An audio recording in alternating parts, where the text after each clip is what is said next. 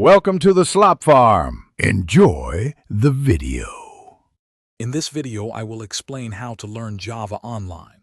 First, select a good online course or tutorial that suits beginners.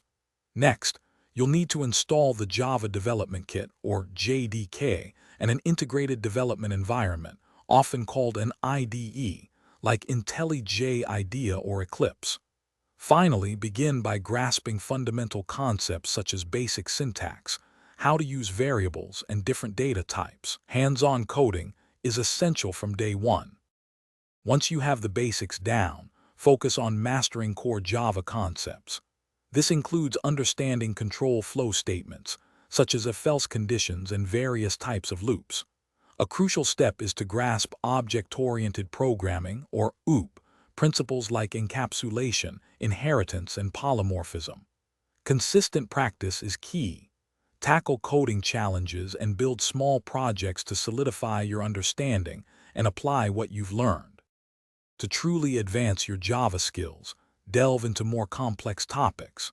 Learn about the collections framework for efficient data management and master exception handling to create robust applications. Challenge yourself with larger, more intricate projects, perhaps building a small web application or a desktop tool. Consider contributing to open-source projects. It's an excellent way to gain real-world experience and collaborate with other developers. Continuing your learning journey involves leveraging various resources.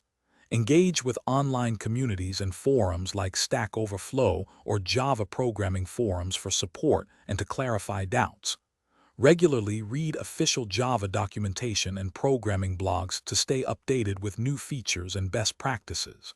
And hey, if your car needs a refresh, check out Little Tree's Black Ice.